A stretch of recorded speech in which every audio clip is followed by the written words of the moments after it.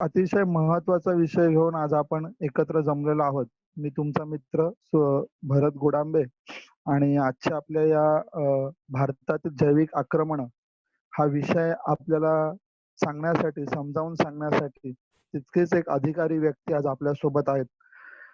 Doctor Sachin पुणेकर sir, पुण्याहून ते आपल्यासोबत जॉईन झालेले आहेत. डॉक्टर सचिन पुणेकर हे नावच इतकं मोठं आहे की त्यांना खरं तर परिचयाची गरज नाही. पण माझ्यासारखी अनेक अजाणती मंडळी सुद्धा इथे असतील. त्यांच्यासाठी फक्त डॉक्टरांचा थोडक्यात परिचय करून देतो.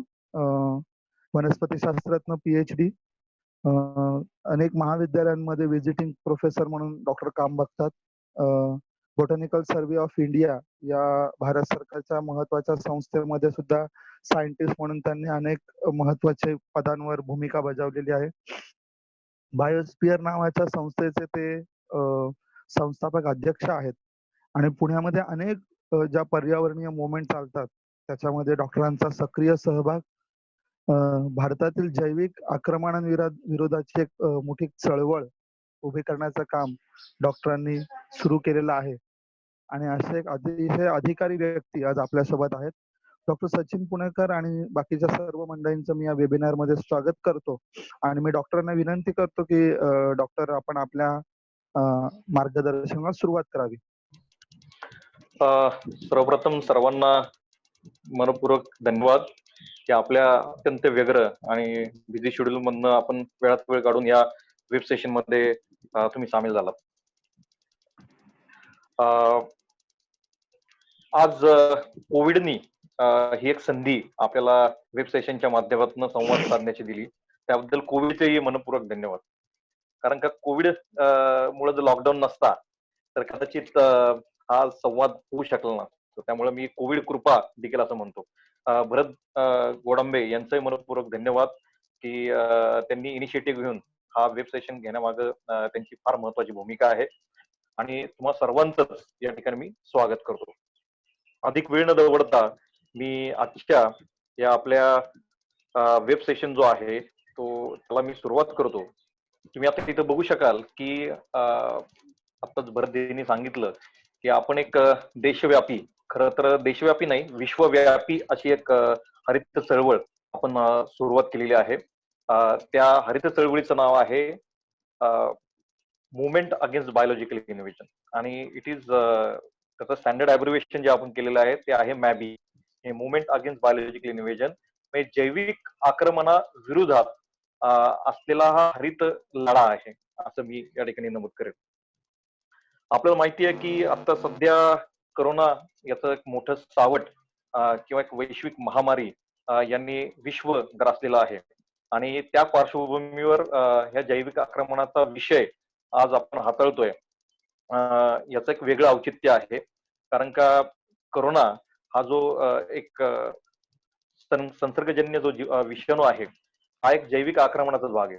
म्हणजे त्याचं ओरिजिन नॅचरल जरी असलं ते एका ठराविक देशामध्ये जरी असलं तरी तो तिथनं मोठ्या प्रमाणात 100हून अधिक देशांमध्ये आता पसरलेला आहे. त्यामुळे एक पद्धतीचं या विषाणूचं जैविक आक्रमणच हे विश्वाच्या विविध देशांवर होऊ घातलेलं आहे. आता आपण थोडक्यात बघू की आपली जी मुवमेंट आहे, जी हरित चळवळ जी आहे जैविक आक्रमणाविरुद्ध, तर त्याला म्हणतात इन्व्हेसिव्ह एलियन स्पीसीज. म्हणजे ज्या परदेशी वनस्पती, प्राणी, पक्षी, कीटक यांचं उपद्रव्य मूल्य हे मोठं आहे अशा सर्वच वनस्पतींना किंवा प्राण्यांना किंवा जैविक घटकांना आपण इन्व्हेसिव्ह एलियन स्पीसीज म्हणतो. International Union for Conservation of Nature and Natural Resources defines invasive alien species as an alien species which becomes established in natural or semi-natural ecosystem or habitat, an agent of change and threat native biological diversity. म्हणजे काय की ठराविक एखादी वनस्पती किंवा एखादा प्राणी किंवा एखादा कीटक आहे. उदाहरणार्थ आपण एक उदाहरण घेऊ की किंवा सुंक ज्याला म्हटलं जातं, मेक्सिकन बीटल सारखा मेक्सिकोला एक भुंगा की याची नेटिव्ह रेंज आहे मेक्सिको किंवा अमेरिकेमधले काही देश. पण जेव्हा हा कीटक किंवा कॉस्मॉस सारखी वनस्पती अमेरिकेमध्ये भारतात येते ती नुसती येत नाही, तर इथं ती सुरुवातीला वाढते, स्थिरावते आणि नंतर ती फोफावते. आणि नुसती फोफावून ती थांबत नाही, तर ती फोफावल्यानंतर स्थानिक जैवविविधतेला एक मोठं आव्हान निर्माण करते. आणि या वनस्पतीमुळं किंवा त्या कीटकांमुळं आपल्या भारत देशामधल्या स्थानिक पर्यावरणाची अतोनात हानी होते. आणि तेव्हा एक कीटक किंवा ती वनस्पती इन्व्हेसिव्ह आहे आणि त्याच्यामुळे अनेक पर्यावरणीय प्रश्न किंवा अनेक विविध प्रश्न उपस्थित झालेले दिसतात. मी आता फारसं या टेक्निकल डिटेल्स मध्ये जात नाहीये. आपण पुढे येऊयात. आता तुम्हाला इथं दिसतंय, या स्लाइड मध्ये तुम्हाला दिसतंय की डावीकडे एक छान फुललेली वनस्पती आहे. कसं आता ही वनस्पती जवळजवळ सगळ्यांना माहीत झालेली आहे. आपण साधारणतः दिवाळी हा जो सीझन असतो किंवा ते सण सणावळे असतात त्या काळामध्ये किंवा पोस्ट मान्सून नंतर विशेष करून हिवाळ्यात किंवा हिवाळ्याच्या पूर्वेला आपल्याला ही वनस्पती मोठ्या प्रमाणात आपल्या शहराभोवतालच्या टेकड्या असतील किंवा रस्त्याच्या दुतर्फा, म्हणजे पुण्याचं उदाहरण द्यायचं झालं तर पुण्याच्या जवळ कात्रज घाट असेल किंवा आपण लोणावळ्याला जात असू तर रेल्वे ट्रॅकच्या दुतर्फा आपल्याला ही वनस्पती मोठ्या प्रमाणात फोफवलेली दिसते. तर लोकांना वाटतं की ही आपली एक स्थानिक वनस्पती आहे आणि किती दिसायला सुंदर आहे, म्हणजे त्याचं अप्रिसिएशन चालू होतं आणि मग काय होतं, आवड निर्माण होते, आवडीतनं प्रेम उत्पन्न होतं आणि प्रेमातनं मग संवर्धनाचा विषय येतो. आणि ही वनस्पती खरं तर आपली स्थानिक किंवा देशी वनस्पती नाहीये. ही वनस्पती आहे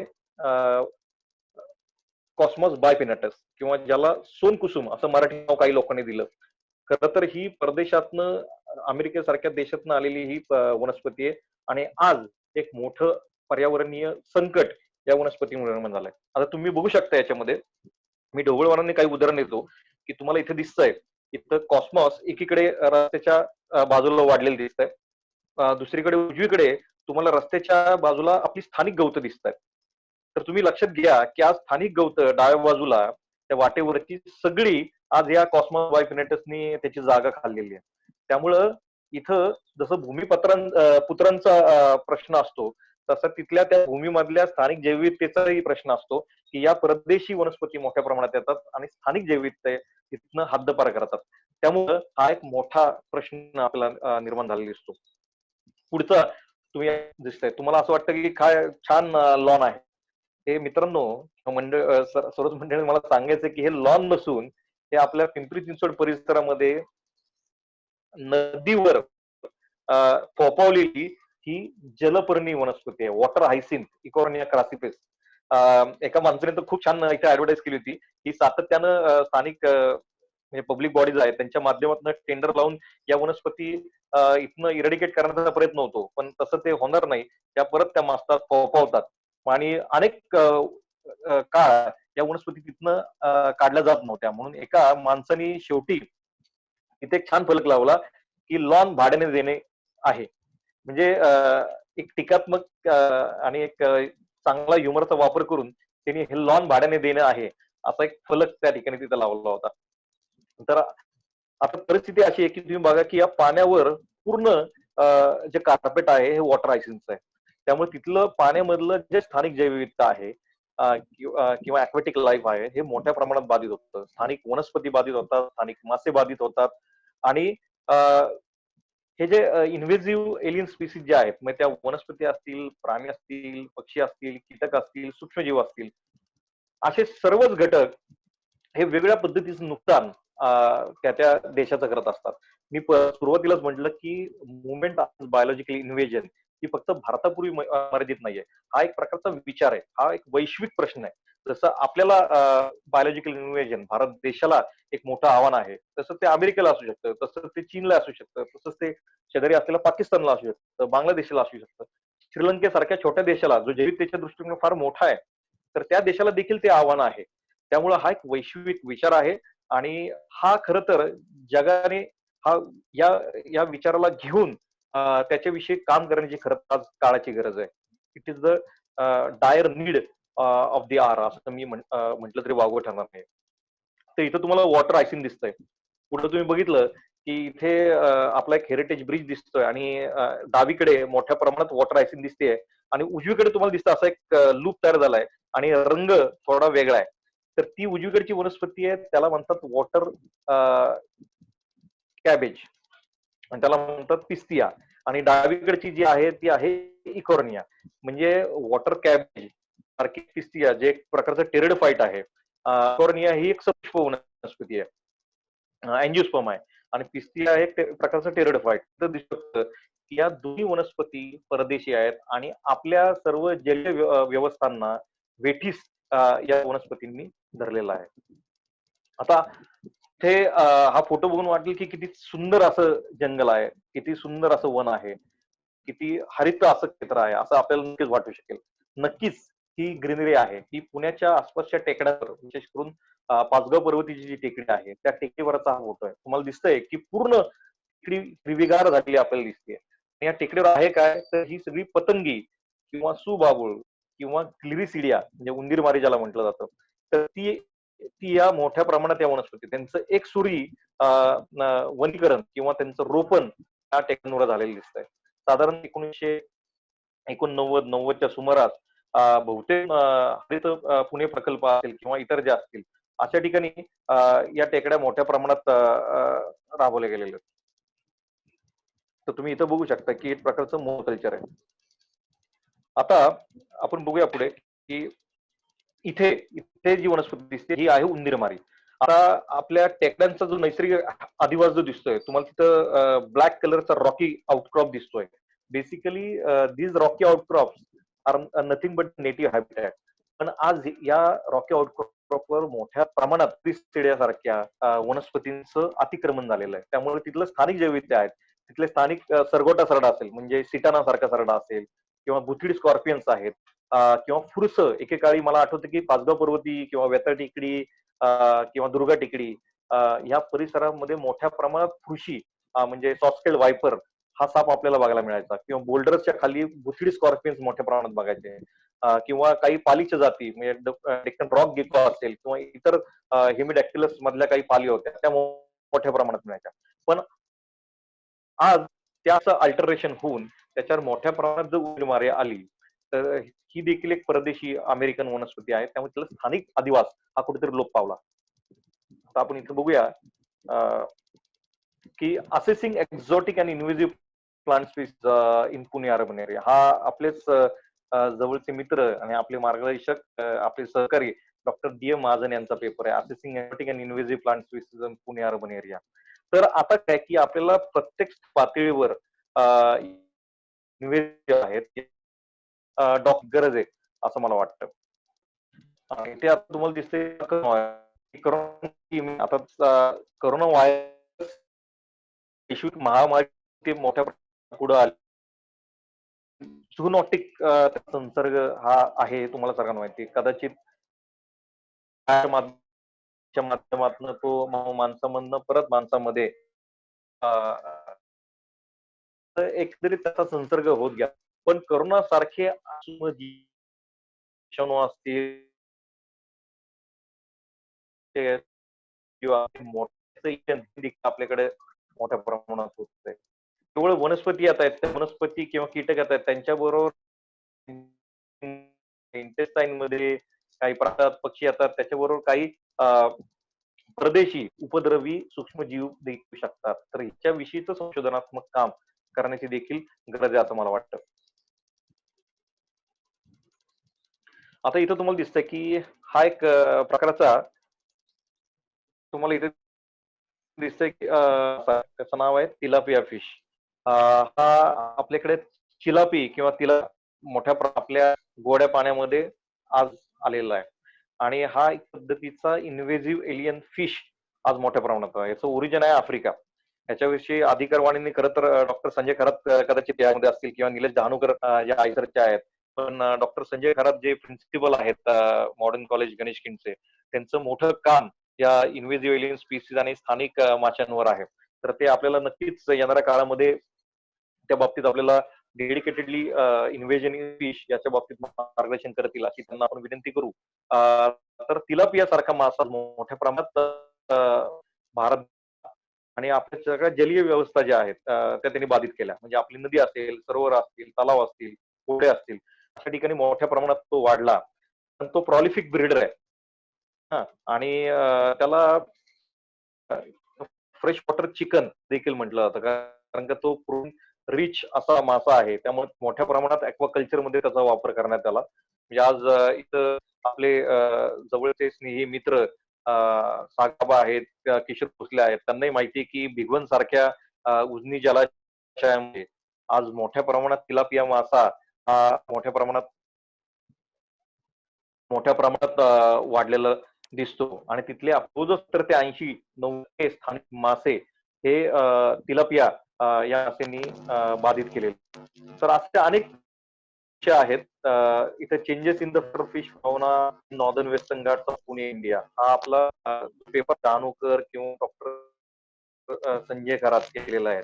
तर एकंदरीत मॅबी मुवमेंट राबवत असताना आपण या सर्व गोष्टी म्हणजे संशोधक असतील, ऍक्टिव्हिस्ट असतील, शेतकरी असतील, समाजातले विविध घटक असतील, ब्युरोक्रेसी असतील, पॉलिसी मेकर असतील, या सर्वांनी मॅबी या कॉन्सर्शियमवर आणि त्या बाबतीत जैविक आक्रमणावर निश्चित ध्येय धोरणं आपल्याला येणाऱ्या काळात आखायची.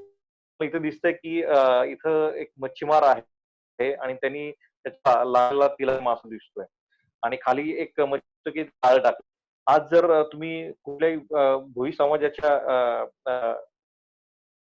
मच्छीमाराला जर त्यांच्यावर उपासमारीची वेळ आलेली आहे. कारण का ते म्हणतात की जे आम्ही परंपरागत मासे खात होतो, ते मासे आम्हाला नमुन्याला देखील मिळत नाहीयेत. फक्त तिलबिया किंवा इतर काही आपल्याला ठराविक तिथं बघायला मिळतात. तर हा एक देखील फूड सिक्युरिटीचा एक भीषण प्रश्न देखील याच्यातून निर्माण झालाय. त्याच्यासाठी देखील आपल्याला या मॅबीच्या माध्यमातून काम करणं गरजेचं आहे असं मला वाटतं. इथं गप्पी पाळा आणि हिवताप टाळा अशी एक तुम्हाला माहिती की एक चळवळ चालू झाली होती. गप्पी मासा हा देखील परदेशी आहे आणि गप्पी मासेने देखील आपल्या स्थानिक माशांचं फार मोठं नुकसान केलेलं आहे. त्याच्याविषयी आपल्याला विचार करण्याची गरज आहे. इथं आफ्रिकन जायंट स्नेल सारखा एक प्राणी तुम्हाला दिसतोय, की ह्या स्नेल्स मोठ्या प्रमाणात आफ्रिकेहून आपल्याकडे आल्या आणि आपल्या स्थानिक वनस्पती त्याच्यावर मोठ्या प्रमाणात त्या फीड करू लागल्या. म्हणजे हर्बीवोरी इतकी प्रचंड आहे, की आपल्या स्थानिक वनस्पती ज्या दुर्मिळ आहेत, ज्या क्रिटिकल एंडेंजर्ड आहेत, ज्या रेड लिस्टेड आहेत, अशा वनस्पती देखील विशेष करून मोनोकॉट किंवा एकदलीय ज्या वनस्पती आहेत, या वनस्पतींवर या प्रामुख्याने फीड होतात आणि त्याच्यामुळं त्या वनस्पती नामशेष होतात की काय किंवा त्यांना आपल्या स्थानिक आदिवासींना हद्दपार करण्याचं काम या आफ्रिकन जायंट स्नेलच्या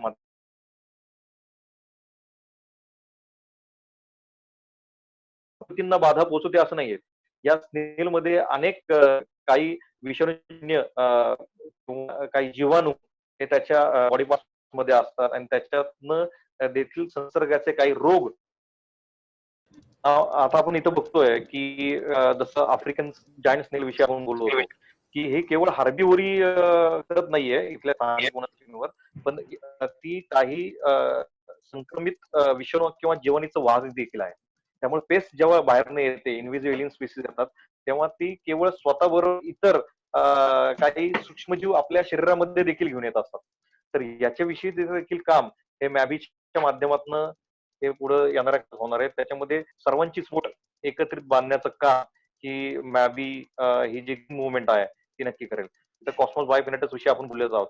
आता ही जी वनस्पती दिसते ही आपण लहानपणापासून बघत आलेलो आहे. त्याचं नाव टंटनी किंवा घानेरा किंवा लॅन्टा कॅमेरा असं आहे. वर्बिनेसी या कुळामधली किंवा असं पुष्प वनस्पती आहे. आता आपल्याला वाटतं की बऱ्याच लोकांना माहितीच नाही की ही वनस्पती परदेशी आगंतुक आहे. सगळ्यांना वाटतं की आपल्या परिसरातलीच आपली स्थानिक वनस्पती आहे. तर तसं नसून ही देखील अमेरिकेतलीच वनस्पती आहे परत एकदा. त्यामुळं तुम्ही जर आज ही वनस्पती बघितली तर ही जवळ आपल्या अर्बन एरिया असतील, रुरल एरिया असतील याच्या मोठ्या प्रमाणात अधिवास हा व्यापलेला आहे.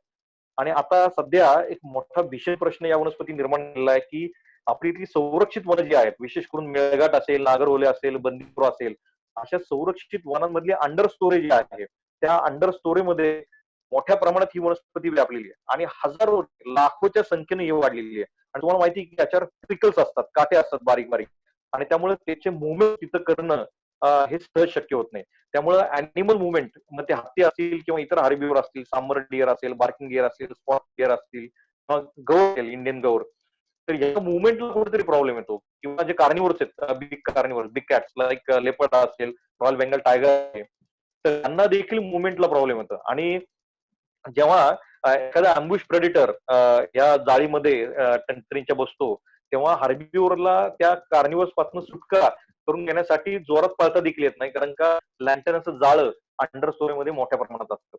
आणि दुसरा एक महत्वाचा प्रश्न आहे की शिवाय स्थानिक तिथल्या गवताच्या जाती किंवा झुडपांच्या जाती ह्या देखील या वनस्पतीने हद्दपार केलेल्या आहेत. त्यामुळं जे त्यांचं हक्काचं खाणं होतं, हत्तीचं असेल काय किंवा हरणांचं असेल किंवा गव्याचं असेल, हे तिथनं बाधित झालेलं आहे.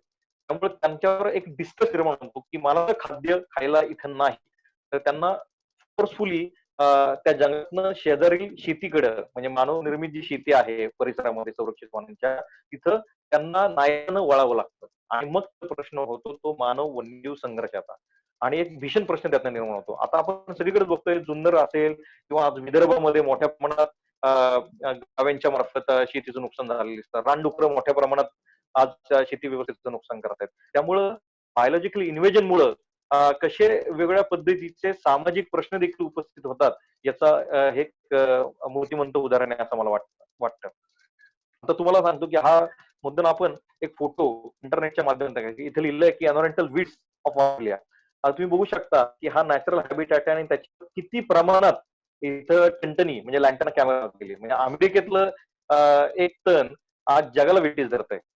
जसा आता करोना जो कदाचित चायनामध्ये वुहानमध्ये निर्माण झाला असेल आणि तिथनं तो जगातल्या 100हून अधिक देशामध्ये गेला, तसं ही वनस्पती आता करोनाविषयी आता ह्या गेल्या महिना दीड महिन्यामध्ये आपण चर्चा करतोय.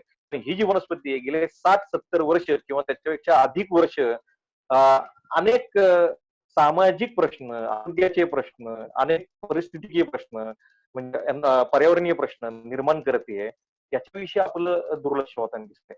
तर मला काय म्हणायचं की या बायोलॉजिकल इन्व्हेजन ही जी मुवमेंट आहे याच्या माध्यमातून हे सगळे प्रश्न आपण येणाऱ्या काळात गांभीर्याने ऍड्रेस करण्याची गरज आहे असं मला वाटतं. तुम्ही इथं बघू शकता ही एक दुसरी कल्प्रिट असं मी त्याला म्हणेल. याचं नाव आहे रानमारी. त्याचं नावच रानमारी ठेवलेलं आहे. ही आहे युपॅटोरियम ओडोरॅटम किंवा क्रोमोलिमा ओडोरॅटम.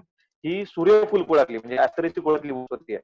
आज तर तुम्ही वर्षावनं म्हणजे ज्याला रेन फॉरेस्ट म्हणतात, ही जर तुम्ही आज पश्चिम घाटातली बघितली किंवा नॉर्थ ईस्ट मधली बघितली, तर अशा सर्वच वर्षावनांमध्ये रेन फॉरेस्टमध्ये सदाहरित वनांमध्ये मोठ्या प्रमाणात रस्त्याच्या दुतर्फा किंवा जंगलाच्या आउटस्कट्सला ही वनस्पती प्रामुख्याने आढळून येते. त्यामुळे ज्या संरक्षित वनांमध्ये किंवा पश्चिम घाटामध्ये एकेकाळी गवताच्या जाती किंवा छोटी झुडपं ही आउटस्कट्सला येत होती, त्याची पूर्ण जागा हा परदेशी आगंतुक घेतलेली आहे.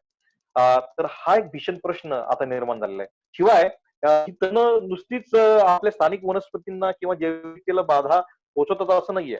तर ते अनेक काही संसर्गजन्य रोगाचं होस्ट देखील असू शकतात किंवा काही टिक्स असतात. हे आता तुम्ही जो युपॅटोरियम बघितलं आणि साधारणतः तुम्ही डिसेंबर, जानेवारी, फेब्रुवारीमध्ये जंगलामध्ये भटकंती करायला गेलात आणि तुम्ही युपॅटोरियमच्या जाळीमधनं जर गेलात, तर बऱ्याच वेळेला टिक्सचा बाईट किंवा त्यांच्या लार्वे असतात त्याचा बाईट तुम्हाला मोठ्या प्रमाणात होतो.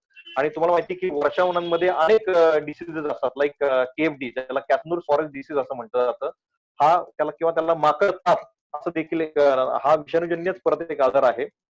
आणि हा वानरामधनं माकडांमधनं टीक मध्ये येतो. म्हणजे टीक ऍक्ट्स ॲज अ व्हेक्टर म्हणजे वाहक आणि टीक जेव्हा माणसाला चावते तेव्हा तो व्हायरस हा माणसामध्ये संक्रमित होतो. त्यामुळं त्या ज्या वनस्पती आहेत युपॅटोरियम सारख्या ह्या टीक स्थान देखील असतात. तर ही जर वनस्पती आपण मोठ्या प्रमाणात हद्दपार केली तर कुठेतरी त्या टिक पॉप्युलेशनवर कंट्रोल देखील येईल. शिवाय काय की ह्या टिक्स ह्याच्यावर केवळ चिटकून राहतात आणि ही वनस्पती पॉइझनस असल्यामुळं इतर ज्या किड्या आहेत त्या मोठ्या प्रमाणात टिक्स वेचायला किंवा काही पक्षी त्या टिक्स खायला येऊ शकत नाही, कारण त्याचा एक वेगळा विशिष्ट पद्धतीचा वास असतो. तर ह्या सगळ्या गोष्टी आपण विचारात घेतल्या पाहिजे. आता ही तुम्हाला दिली की ग्लिसिडिया सेपियम. So this is now Gliricidia sapium. In Marathi, it is called as Undirmari. This is again a Mexican plant species, and this has created number of environmental issues, health issues in our country. Hills in and around Pune. म्हणजे आपल्या पुणे परिसरातल्या ज्या टेकड्या आहेत. मी पुणे का म्हणतो की आपण पुण्यातनं बहुतेक करून आहात. पुण्याबाहेरचे काही लोक आहेत, पण हा त्यांच्या परिसरामधलाही एक भीषण प्रश्न नक्कीच आहे. पण हा एक देशव्यापी प्रश्न आहे खरं तर, ज्याच्यामध्ये गिरीसीड सारखी वनस्पती ही आपल्या स्थानिक टेकड्या ज्या आहेत त्यांच्यावर मोठ्या प्रमाणात माजलेली आहे. तर ही एक परत पॉइझनस वनस्पती आहे. त्याच्याविषयी विचार करण्याची गरज आहे. इथे तुम्हाला दिसतंय ही आहे ल्युसिना ल्युकोसिफाला. त्याला मराठीमध्ये सुबाबूळ असं म्हटलं जातं. खरं सु म्हणजे चांगलं. खरं तर याचं सुबाबूळ नाव न ठेवता नाव कुबाबूळ जर ठेवलं ते जास्त संयुक्तिक होईल. कारण का ह्याची कुकर्म इतकी आहेत या वनस्पतीची की आपल्या स्थानिक जैविधतेची तर मोठ्या प्रमाणात धोका निर्माण केलेला आहे. किंवा या वनस्पतीला फॉडर स्पीसीज म्हणून आपल्या भारतामध्ये इंट्रोड्यूस केलं आणि मोठ्या प्रमाणात कॅटल फीड, गोट फीड, लाईफ फीड म्हणून ही वनस्पती प्रामुख्यानं आपल्या डेक्कन ट्रॅपमध्ये किंवा राजस्थानमध्ये, गुजरातमध्ये, महाराष्ट्रात अशा भारतभर विशेष करून डेक्कन प्लॅटूमध्ये मोठ्या प्रमाणात इंट्रोड्यूस केली गेली. आणि सुरुवातीला मोठ्या प्रमाणात त्याचं प्लांटेशन देखील करण्यात आलं. त्याचे ऍक्च्युअल कमर्शियल प्लांटेशन प्लॉट देखील उपलब्ध आहेत. याच्यापासून पेपर इंडस्ट्रीला लाकूड मिळतं हा एक दुसरा भाग झाला. पण फॉडर प्लांट म्हणून जेव्हा हे एनकरेज करण्यात आलं तेव्हा संशोधकांनी जेव्हा याच्यावर काम सुरू केलं की नक्की याच्या पानांमध्ये एकंदरीत प्लांट पार्ट्स मध्ये कुठल्या पद्धतीची केमिकल्स आहेत त्याचं असेसमेंट जेव्हा केलं तेव्हा असं कळलं की याच्यामध्ये ल्युसिफिन नावाचं जे अल्कोलाइड आहे किंवा इतर काही जे अल्कोलाइड आहेत केमिकल्स आहेत ती खरं तर मानवाला देखील घातक.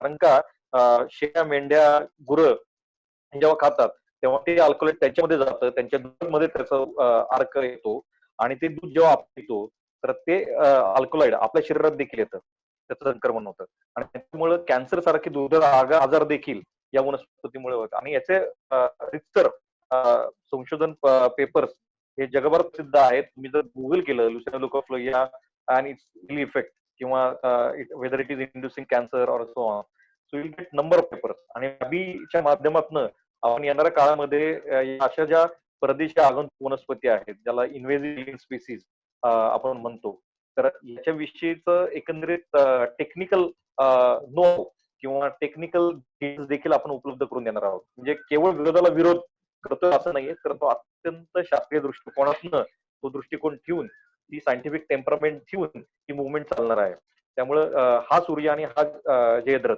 अशी ती परिस्थिती असणार आहे.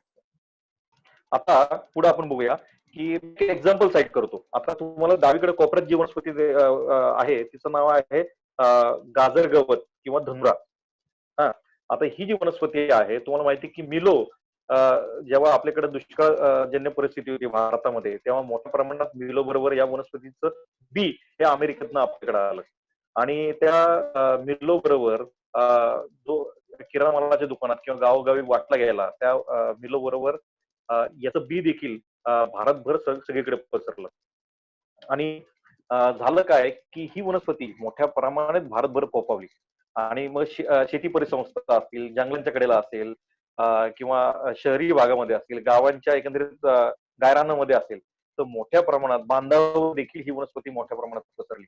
आणि आज एक प्रकारचं उपद्रवी तण म्हणून ही जगाला माहिती आहे आणि भारतात तर विशेष करून ही माहितीच माहिती आहे.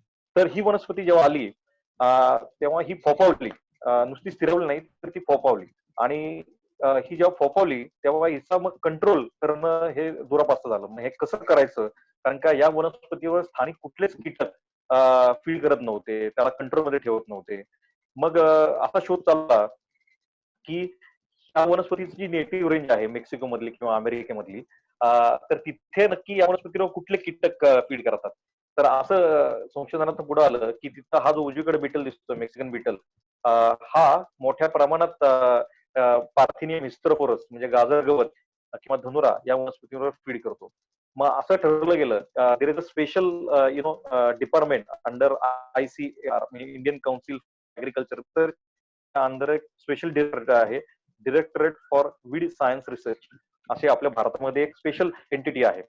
तर त्यांनी असं ठरवलं की हा कीटक भारतामध्ये आपण इम्पोर्ट करायचा आणि या कीटकाच्या मार्फत याचं जैविक नियंत्रण करायचं.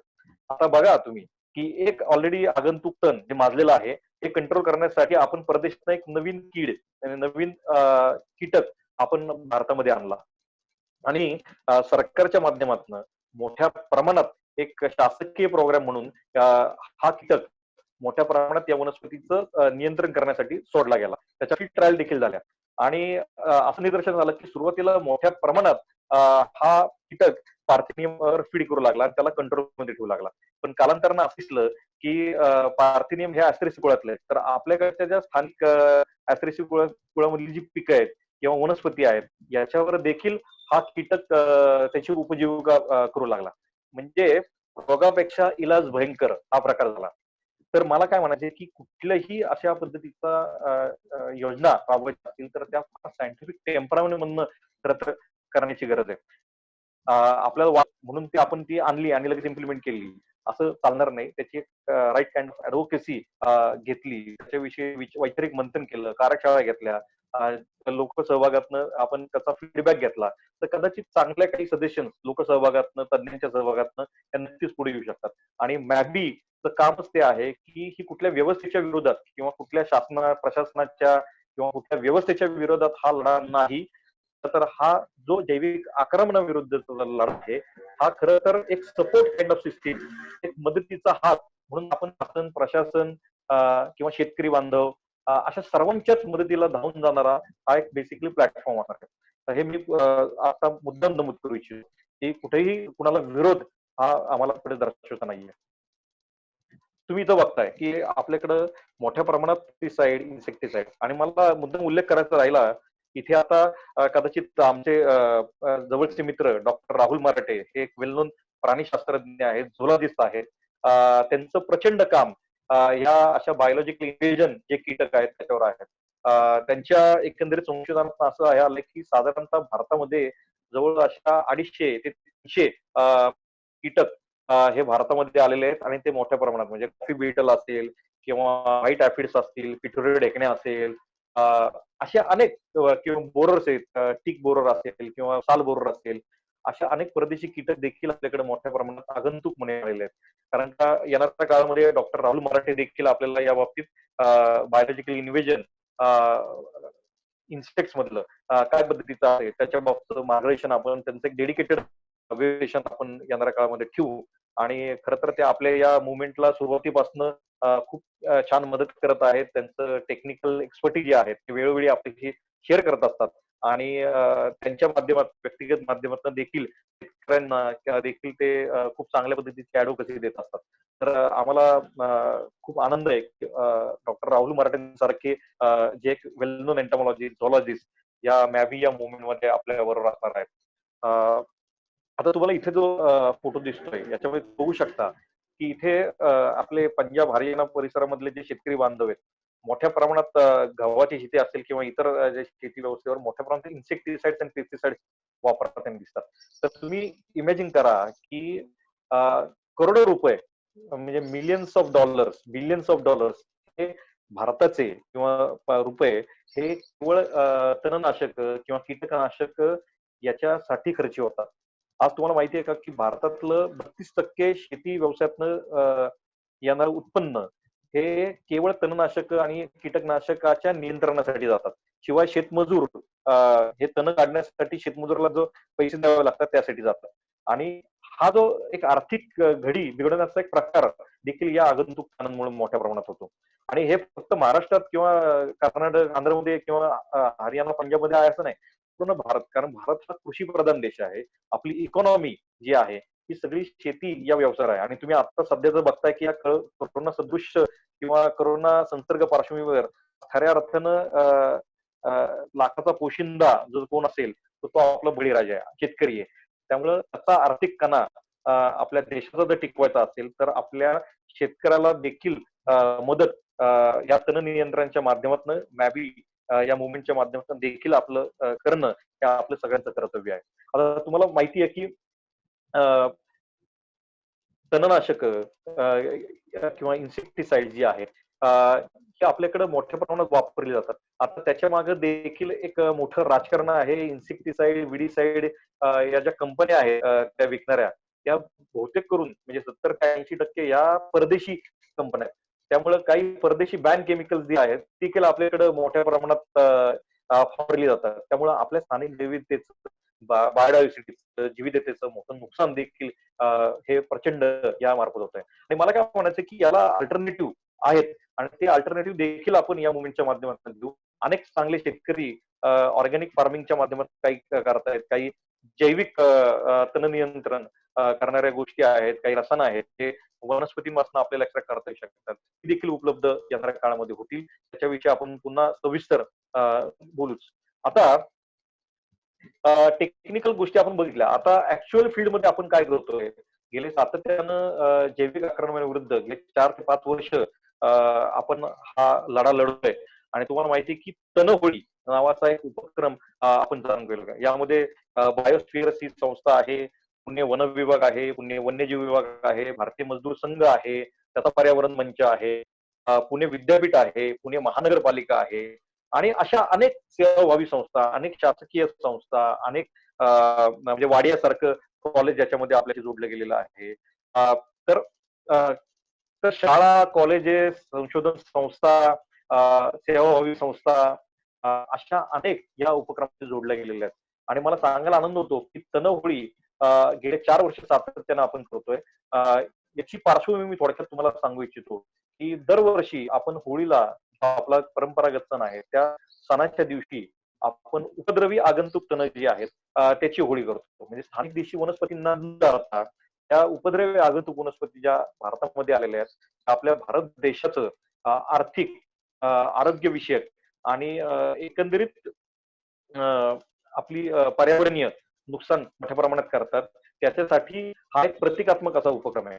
आता तुम्ही जर बघितलं तर हा जो उपक्रम आहे याचा नारा जो आहे तो आहे, हटवा तण वाचवा वन, हटवा तण वाढवा वन असा त्याचा नारा आहे. आणि तुम्ही जर बघितलं तर त्याच्या याच्यामध्ये अ, स्वच्छ भारत अभियान आहे. या अभियानाशी देखील आपण हा इनिशिएटिव्ह जोडला. तणमुक्त भारत म्हणजे स्वच्छ भारत. केवळ प्लास्टिक बंदी किंवा प्लास्टिक मुक्ती भारतातनं झाली, जे स्वच्छ होणार नाही. तर हे उपद्रवी आगंतुक तण जे आहे, हे देखील भारतातनं हद्दपार जेव्हा होईल, तेव्हाच खऱ्या अर्थानं भारत हा स्वच्छ होईल. त्यामुळे तण खाई वन, तण खाई धन असे देखील काही गोष्टींचा वापर आपण केलेला आहे. त्यामुळं येणाऱ्या काळात आपण स्थानिक देशी वनस्पतींना वाव, उपद्रवी परदेशी वनस्पतींना चले जाव म्हणण्याची वेळ आहे. त्यामुळे ही एक पद्धतीची चले जावची चळवळ देखील आहे, असं मला या ठिकाणी मुद्दाम करायचंय. आता तुम्ही इथं बघू शकता की एकंदरीत सगळ्या ज्या सेवाभावी संस्था एका प्लॅटफॉर्मवर येऊन हा उपक्रम अनेक वर्ष राबवत आहेत. तर आपल्या लोकशाहीचा चौथा जो स्तंभ आहे महत्वाचा, म्हणजे आपली एकंदरीत माध्यमं, मग ती इलेक्ट्रॉनिक माध्यमं असतील किंवा प्रिंट माध्यमं असतील, यांच्या माध्यमातून देखील हा इनिशिएटिव्ह जनसामान्य पर्यंत पोहोचण्याचं एक महत्वाचं काम त्यांनी बजावलेलं आहे. आणि हा खऱ्या अर्थानं इनिशिएटिव्ह लोकांपर्यंत नेण्याचा मध्ये एक सिंहाचा वाटा या चौथ्या स्तंभाचा आहे. म्हणून मी त्यांचे मनपूर्वक आभार या ठिकाणी व्यक्त करतो.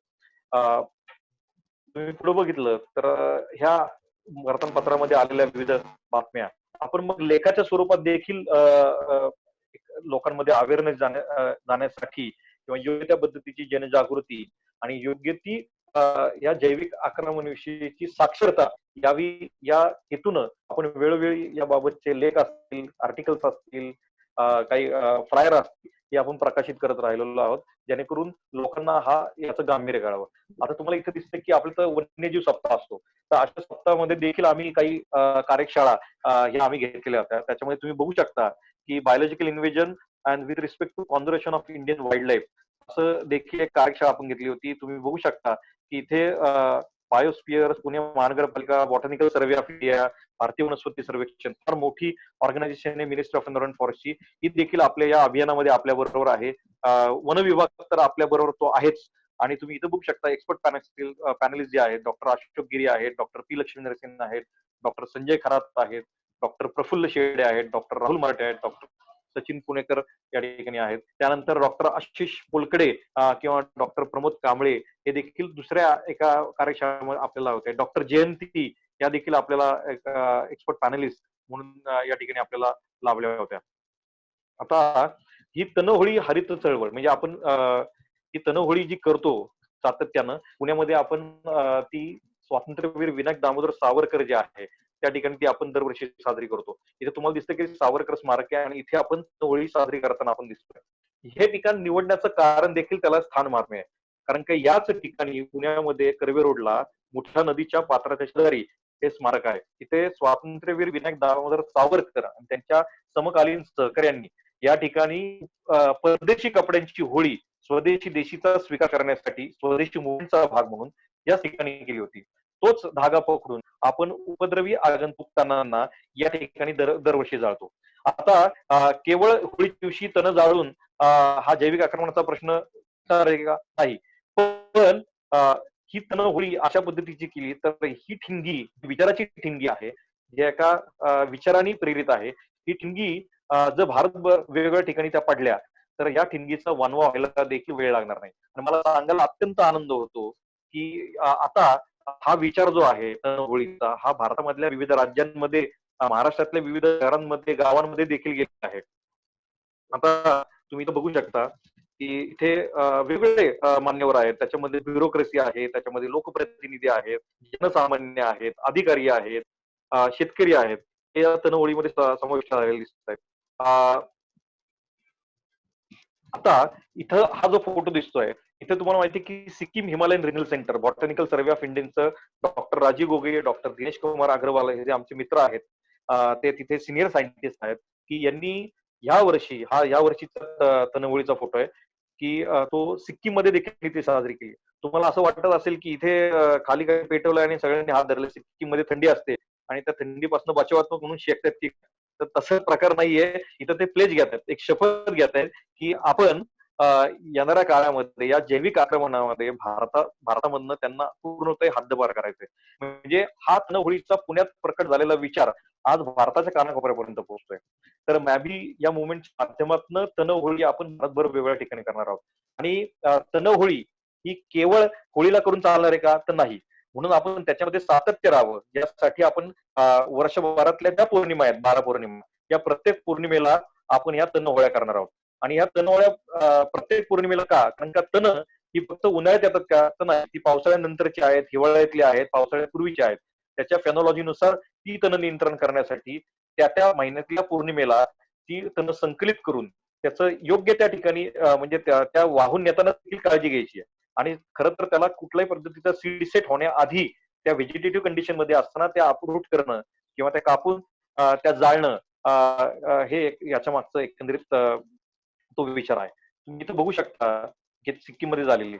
तसंच मला सांगायला आनंद होतो की आमचे मित्र सुशांत पाटील जे सिल्लोडला आहेत, त्या सिल्लोड भागामध्ये देखील अन्वी नावाचं किंवा बहुली नावाचं जे गाव आहे त्या ठिकाणी देखील मराठवाड्यामध्ये गेले सातत्यानं 2 ते 3 वर्ष होळी साजरी करत आहेत. म्हणजे जेव्हा आमचं याबाबत बोलणं झालं त्यांना हा विचार पटला आणि मग ते आता त्यांच्या माध्यमातून तिथल्या स्थानिक ग्रामपंचायती असतील, तिथल्या गावांमध्ये त्याबाबतचा अवेअरनेस करतायत. आणि ही तनहोळी आता मराठवाड्यामध्ये पसरली आहेत. आमचे मित्र आहेत विनयजी, ते कोकणामध्ये आता करतायत. आणि आता आपण म्हणजे असं ठरवलं भारतीय मजदूर संघाचा पर्यावरण मंच असेल, बायोस्फिअर संस्था असतील किंवा वन खातं आहे. आम्ही शासनाबरोबर पण बोलतोय आणि वेगवेगळ्या पब्लिक बॉडीज बरोबर पण बोलतोय आम्ही, की भारतीय मजदूर संघाचं संघटन जर भारत सगळीकडे पसरलेलं आहे, तर पर्यावरण मंचाच्या माध्यमातून देखील हा भारताच्या कानाकोपऱ्यामध्ये आपण येणाऱ्या काळामध्ये या तनहोळ्या करणार आहोत. आणि हा काही कुठल्या संस्थेचा इनिशिएटिव्ह नाहीये. हा खरं तर एक विचार आहे. तो देशी हिताचा आहे, पर्यावरण हिताचा आहे. त्यामुळे तो जास्तीत जास्त समाजाने तो ऍक्सेप्ट करावा आणि या उपद्रवी तणांना तिलांजली द्यावी. खऱ्या अर्थानं आपल्या भारत देशातून हद्दपार करावं. आता इथं बघू शकताय की इथं लहान मुलांचा सहभाग देखील याच्यामध्ये येतो. कारण का हे बीज जे आहे विचाराचं, म्हणजे विचार क्रांती जर आपल्याला आणायची असेल तर हे विचाराचं बीज आपण बालमनावर त्यांच्या रुजवणं देखील गरजेचं आहे. त्यामुळे लहान मुलांचा सहभाग देखील या तनहोळ्यांमध्ये मोठ्या प्रमाणात वाढताना दिसतोय. कारण का पुढं हे आपलं भविष्य आहे, उज्ज्वल भविष्य आहे. आणि लहान मुलांच्या माध्यमातून देखील आपण तो करतोय. येणाऱ्या काळामध्ये आता आमचे कलिग आहेत किंवा आमचे मार्गदर्शक आहेत, आमचे सहकारी आहेत, डॉक्टर वामन सर यांच्याशी किंवा डॉक्टर किशोर भोसले आहेत त्यांच्याशी आमचं बोलणं झालेलं आहे की एनएसएस असेल किंवा कॉलेजमधले विद्यार्थी असतील यांच्या माध्यमातून देखील आपण किंवा स्टुडंट वेलफेअर आहे यांच्या माध्यमातून देखील बायोलॉजिकल इंजन हा विषय आता येणाऱ्या काळामध्ये आपल्याला हाताळायचा आहे. इथे तुम्ही बघू शकता की इथे लोकप्रतिनिधी आहेत, तिथे लेखक इथं तुम्हाला ज्येष्ठ साहित्यिक ल म. कडू हे देखील दिसतील. आणि इथे आपल्या माननीय उपमहापौर आहेत, इथे आपल्या जैविक व्यवस्थापन समितीचे चेअरमन आहेत. तर असे विविध लोक या ठिकाणी आपल्याला ह्याच्यामध्ये सहभागी झालेले दिसतात. तुम्ही इथे बघू शकताय की उपद्रवी वनस्पती तर आपण जाळतो आहोतच, त्याच्याबरोबर उपद्रवी मासे असतील, करोनासारखा विषाणू असेल, याचे प्रतिकात्मक छायाचित्र देखील आपण त्या ठिकाणी हे करतोय. हा, तुम्ही बघताय की तनवळीच्या माध्यमातून अवेअरनेस क्रिएट करतो. इथे आपल्या भारतीय मजदूर संघाचे दीपकजी कुलकर्णी आहेत, रवींद्र देशपांडे आहेत, पर्यावरण अधिकारी मंगेश दिघे आहेत, श्री रंगनाथ नायकडे सर दिसत आहेत, किंवा संत साहित्याचे अभ्यासक दत्तात्रय महाराज गायकवाड इथं तुम्हाला दिसत आहेत. तुम्ही बघू शकता की म्हणजे वेगवेगळ्या समाजातील घटक आज इथे एकवटलेले आहेत तनवळीच्या माध्यमातून, आणि हा विचार सर्वदूर जायचं एक महत्वाचं काम या ठिकाणी होताना दिसतंय. आपण पुढे जाऊयात आणि आता आपण बघूयात की हा विषय आपल्याला अवेअरनेस, एज्युकेशन, कॅपॅसिटी बिल्डिंग आणि कृती कार्यक्रम म्हणजे फील्डमध्ये जाऊन करण्याचं त्या कसं बाबतीत केलं करायचं तुम्ही? आहे. तर इथं तुम्हाला दिसतं की पर्यावरण चावडी सारख्या उपक्रमाच्या माध्यमातून देखील आपण तो पुढे नेतोय. म्हणून चावडी बडीज म्हणजे त्याच्या माध्यमातून आपल्याला पुढे नेता येईल. नदी प्रदूषणाबाबतीत किंवा नदी बसली असलेली जैविक आक्रमणे जे आहेत त्याच्याविषयी देखील आपण या काळात काम करतोय.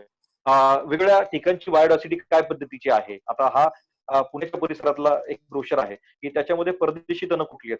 तर असे एक स्टडी मटेरियल देखील ब्रोशरच्या माध्यमातून, माहिती पत्रकाच्या माध्यमातून त्या त्या भागातली भारतातल्या येणाऱ्या काळामध्ये आपण तयार करणार आहोत मॅपच्या माध्यमातून. कार्यशाळा असतील त्या मोठ्या प्रमाणात राबवणं गरजेचं आहे.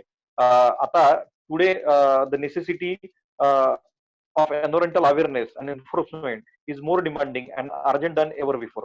म्हणून आपण पर्यावरण साक्षरता आणि सक्षमीकरण हा ही कार्यशाळा राबवतो. म्हणजे पर्यावरण साक्षरता, सजगता आणि सक्षमीकरण. कारण का या पद्धतीची योग्य साक्षरता जर लोकांमध्ये आली तर आपल्याला चांगल्या पद्धतीचं काम करता येईल. आता इथे तुम्हाला दिसतं की महाबळेश्वर सारख्या ठिकाणी, केट्स पॉईंट सारख्या ठिकाणी इथं तुम्हाला कारवी दिसतेय. ती स्थानिक आहे, ती प्रदेशनिष्ठ आहे, दुर्मिळ आहे. त्याच ठिकाणी इथं सिलोरो प्लांटेशन केलेलं दिसतोय.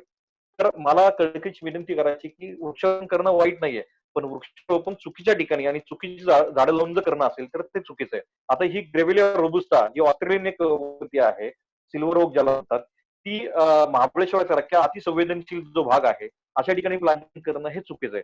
त्यामुळे एकंदरीत ध्येय धोरणं जे आहेत त्याच्याविषयीचं काम देखील आपल्याला येणाऱ्या काळामध्ये करायचंय. इथं एक मिडो आहे. हा सातपुड्यामधला भाग आहे. एका संरक्षित वनामधला काढलेला फोटो आहे. या व्हिडिओमध्ये मोठ्या प्रमाणात ग्रासलँड असतं आणि हरणं मोठ्या प्रमाणात येत असतात पावसाळ्यात, विशेषतः गवत असताना. आणि त्या हरणांना पकडण्यासाठी वाघाची ऍक्टिव्हिटी देखील मोठ्या प्रमाणात असते. पण इथं तुम्हाला मातीचे ढीग दिसतात का? हे काय माहितीये का? या व्हिडिओमध्ये शेजारी एक धरणाचं उत्खननाचं काम चालू होतं, गाळ काढण्याचं. आणि तो गाळ जो आहे तो सगळा आणून या व्हिडिओमध्ये टाकला गेला होता. आता अशा अनसायंटिफिक टेम्परमध्ये केलेली कामं, कारण का त्या गाळावर अनेक काही वीड्स असतील, काही आगंतुक वनस्पती असतील, त्या देखील इथं मीडियामध्ये येतील आणि त्या हळूहळू या मीडियामध्ये त्यांचं प्राबल्य वाढेल. त्यामुळे अशा पद्धतीची ऍक्टिव्हिटी करताना देखील आपण सायंटिफिक रॅशनल ठेवला पाहिजे. आणि मॅबी येणाऱ्या काळातला ऍडव्होकेसी ही किंवा त्याची जी एकंदरीत कार्यप्रणाली असेल याच्याविषयीचं लेखन किंवा त्याच्याविषयीचा अवेअरनेस येणाऱ्या काळामध्ये करणार आहेत. मग त्या कार्यशाळा असतील, वेगवेगळे लेख असतील, याच्या माध्यमातून आपण ते करणार आहोत. तर आता आपण थोडं चुकीच्या झाडांनी वाढते ग्लोबल वॉर्मिंग अशा अनेक आहेत. तुम्ही म्हणजे इन्व्हेसिव्ह प्लांट स्पीसीज आणि क्लायमेट चेंज याविषयी तुम्ही संशोधन किंवा त्याच्याविषयी सर्च करू शकता. मला मुद्दाम सांगायचं आहे की ह्या इन्व्हेसिव्ह एलियन स्पीसीज ज्या आहेत, म्हणजे आगंतुक तण किंवा जैविक आक्रमण, ही सगळ्यात मोठी बायोडायव्हर्सिटी थ्रेटन करण्याचा ड्रायव्हिंग फोर्स आहे. It is the second most biggest threat to the biodiversity. आणि भारतासारखा जो देश आहे, तुम्हाला माहिती आहे की शेतीप्रधान देश आहे, तो जैविकतेने समृद्ध आहे. आणि अशा या कृषीप्रधान किंवा जैविकतेने समृद्ध असलेला देश जो आहे, जो महासत्ता बघण्याची एक स्वप्न पाहतोय, तर ते कशाच्या जीवावर? तर इथल्या नैसर्गिक साधन संपत्ती. जर अशा पद्धतीची जैविक आक्रमणं जर भारत देशावर वारंवार होऊ लागली किंवा कुठल्याही देशावर झाली तर तिथलं नैसर्गिक स्त्रोत जे आहेत, नैसर्गिक साधन संपत्ती ही डिप्लीट होईल आणि जे स्वप्न आहे ते कधीच पूर्ण होणार नाहीये. त्यामुळं कुठल्याही देशाचं आर्थिक धोरण किंवा पर्यावरणीय धोरण किंवा आरोग्यविषयक धोरण जर सुरळीत चालवायचं असेल तर आपल्याला जैविक आक्रमणाचा विषय, हा गांभीर्याचा विषय हाताळण्याची नितांत गरज आहे असं मला वाटतं.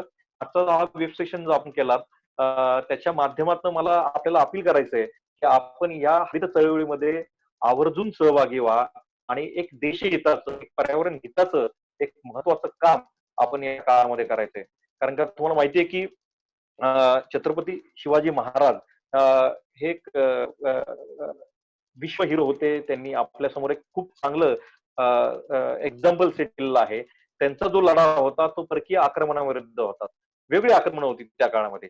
आता तो कदाचित आक्रमणाचा प्रकार बदललाय, पण स्वराज्यासाठी आपल्याला हा जैविक आक्रमणाचा जो मारा आपल्या देशावर होतोय तो देखील आपल्याला येणाऱ्या काळामध्ये परतून लावायचा आहे.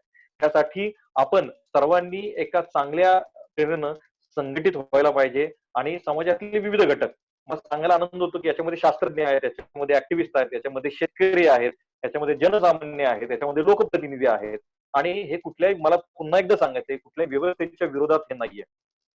तर मी आपल्याला पुन्हा एकदा विनंती करतो की या अभियानामध्ये आपण सहभागी व्हा. Movement against biological invasion. आणि याचा ऑफिशियल ईमेल जो आहे तो आहे movementagainstbioinvasions@gmail.com. मी मगाशी आपल्या व्हॉट्सअप ग्रुपवर देखील तो शेअर केलेला आहे. फेसबुकवर देखील मुव्हमेंट अगेन्स्ट बायोलॉजिकल इन्व्हेजन या नावाने आपण पेज उघडलेलं आहे. येणाऱ्या काळामध्ये आपण त्याच्यावर इंटरॅक्ट होऊच, पण पोस्ट कोविड नंतर आपण जेव्हा भेटू त्याबाबतचं त्यानंतर आपण नक्कीच काम करू. आता इथं कोल्हापूरमधून एक आपले स्नेही आहेत, मित्र आहेत, ते म्हणतात की कोल्हापूरमध्ये देखील काम करायचंय. तर हा एक चांगला दृष्टिकोन दिसतोय की लोक आज पुढे येत आहेत. मला या माध्यमातून आवाहन करायचंय की हा कुठल्या संस्थेचा किंवा कुठलाच हा इनिशिएटिव्ह नाही, हा एक वैश्विक विचार आहे आणि तो प्रत्येक देशाने, प्रत्येक राज्याने, प्रत्येक शहराने, प्रत्येक गावकऱ्याने, प्रत्येक शेतकऱ्याने तो करावा. ग्रामपंचायतीमध्ये जर आपण दर महिन्याला त्या गावामधली तण कम्युनिटी इन्व्हॉल्वमेंटच्या मार्फत केली आणि पौर्णिमेला गावामध्येच त्या तण होळ्या केल्या किंवा ती अपरूटिंग केली इन्व्हॉल्वमेंटनं, तर शेतकऱ्याचं जे होणारं तणांमार्फत जे नुकसान आहे ते आपलं थांबवता येईल. मला इथं सागर जे आपल्याला सांगायचं की आपण एक गट शेतकऱ्यांचा तुम्ही निर्माण केलेला आहे. तर हा विषय तुम्ही नक्कीच पुढे घेऊन गेलात तर येणाऱ्या काळामध्ये शेतकऱ्यांना देखील तो फार मोठा फायदा होणार आहे असं मला वाटतं.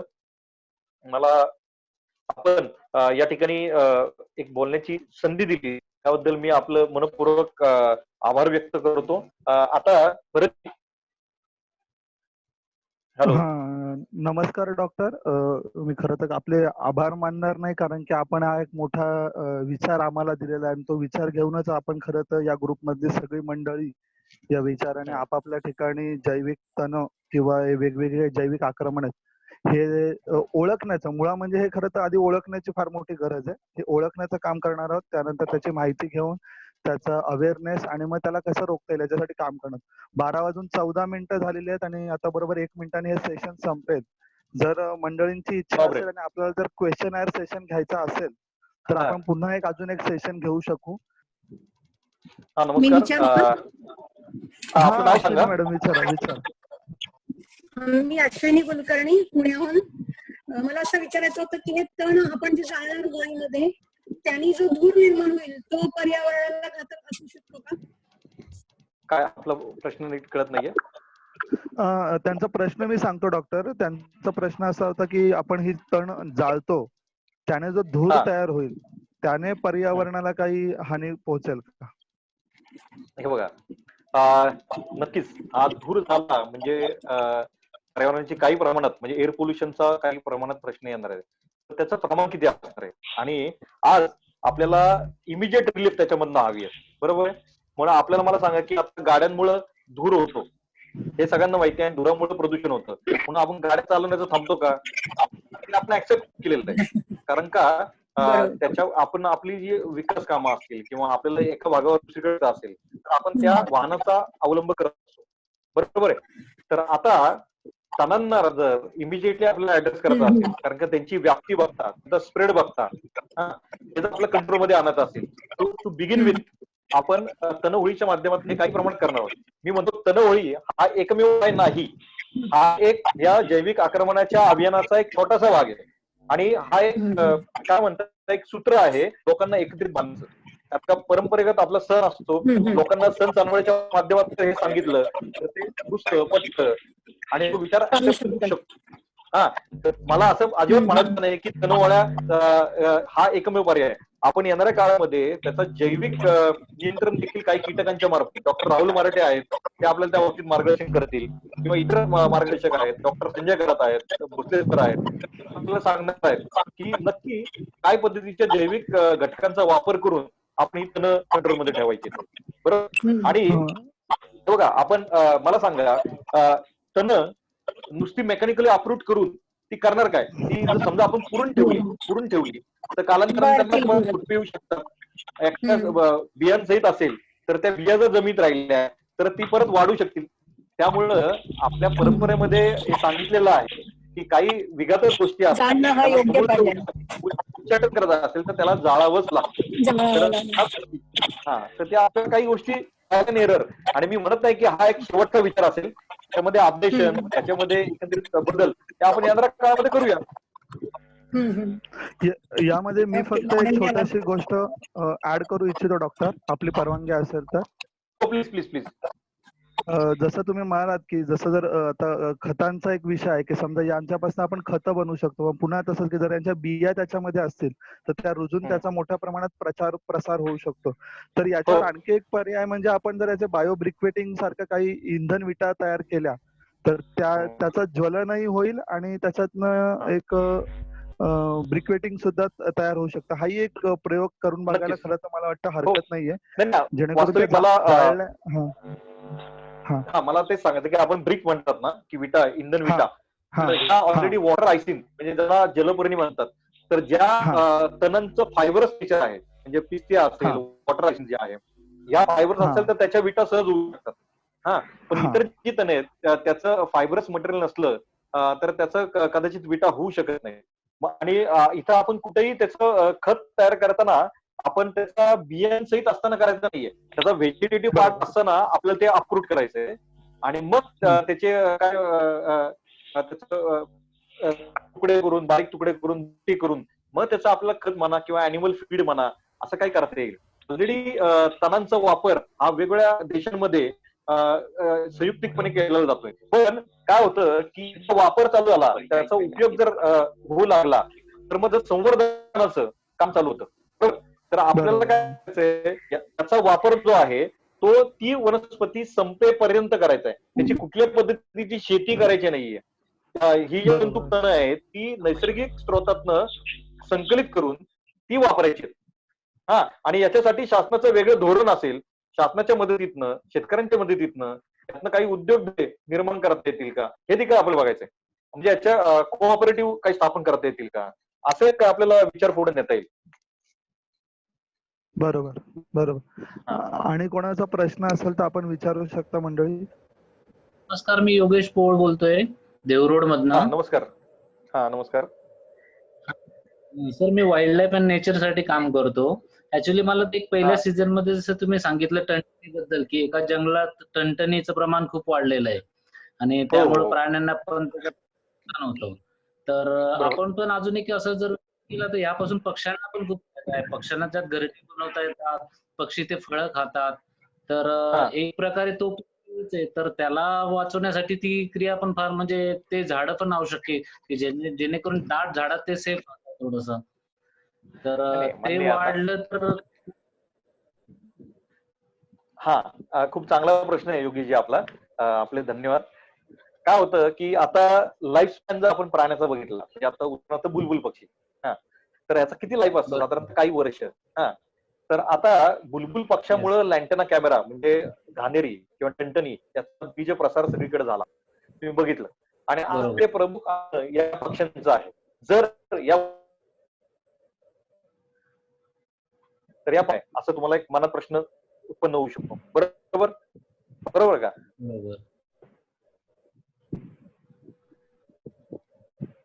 हॅलो, आवाज येतोय? येतोय. मध्ये मध्ये कट होतोय.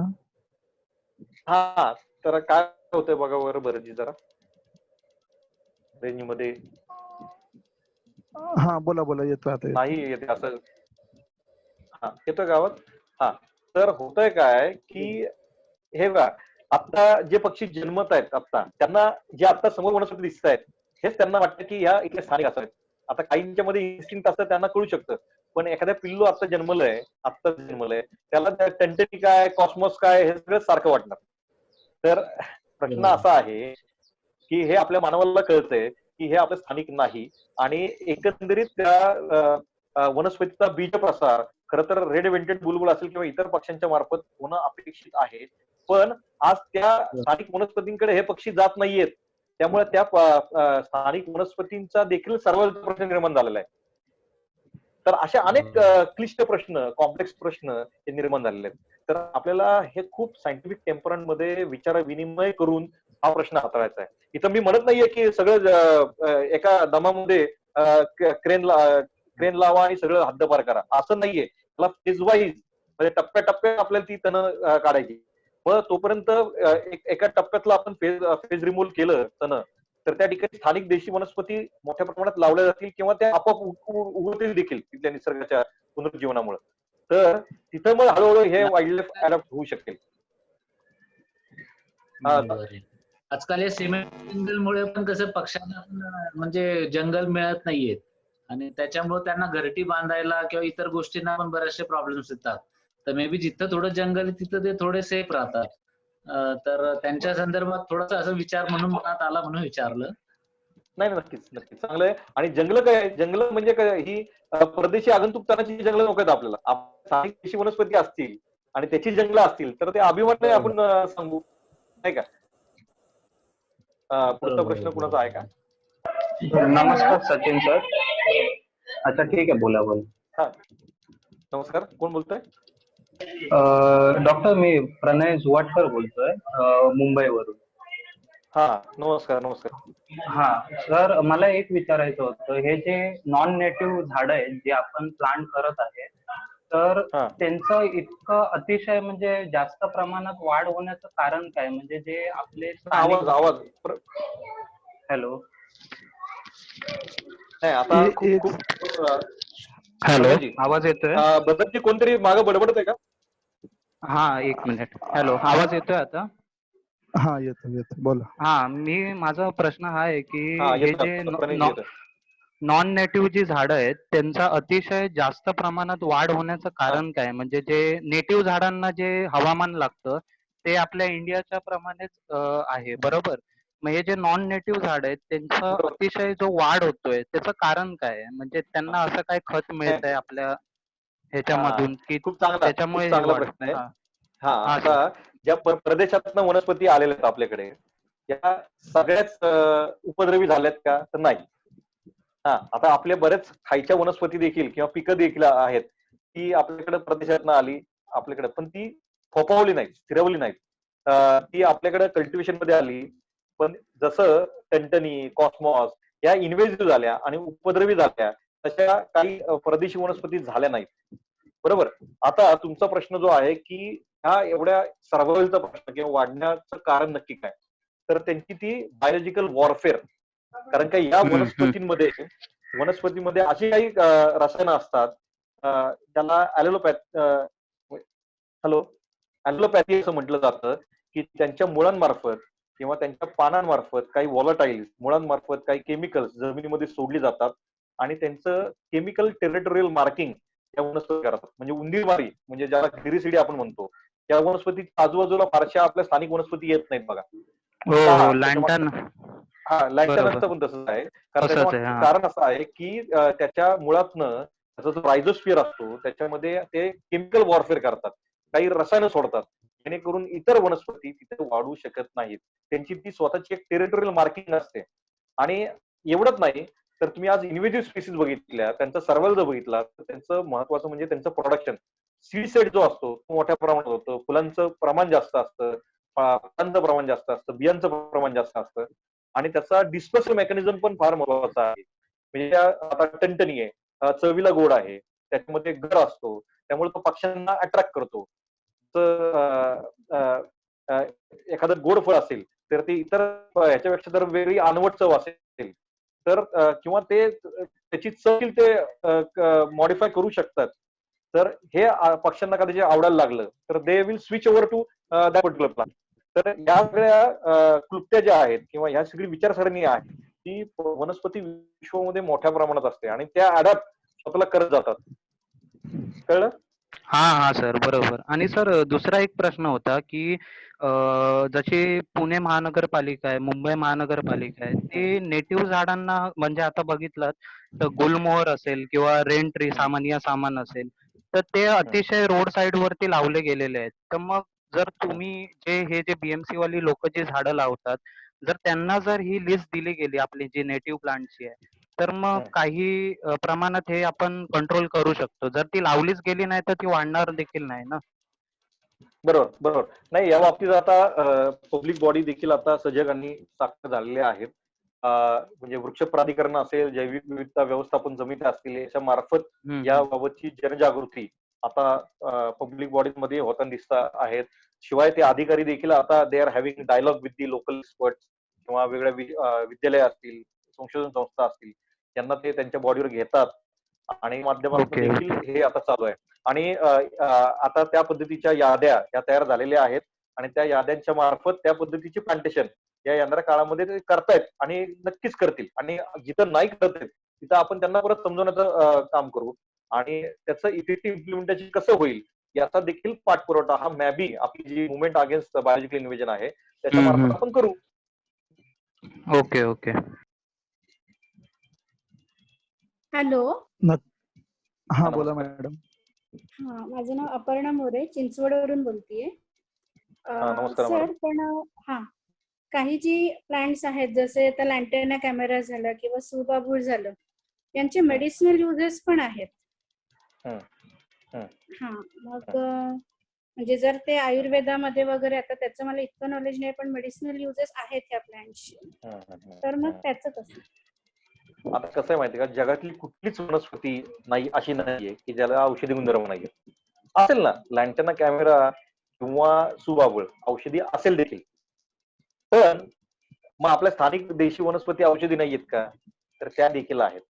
तर प्रश्न काय माहितीये का, त्यांच्या स्थानिक जागेचा, त्यांच्या नॅचरल टेरिटरीचा. आज सुबाबूळ किंवा लँटेना यांची नॅचरल टेरिटरी कुठे आहे, तर प्रदेशात कुठेतरी आहे आणि हा निसर्ग नियम आहे, निसर्ग धर्म आहे.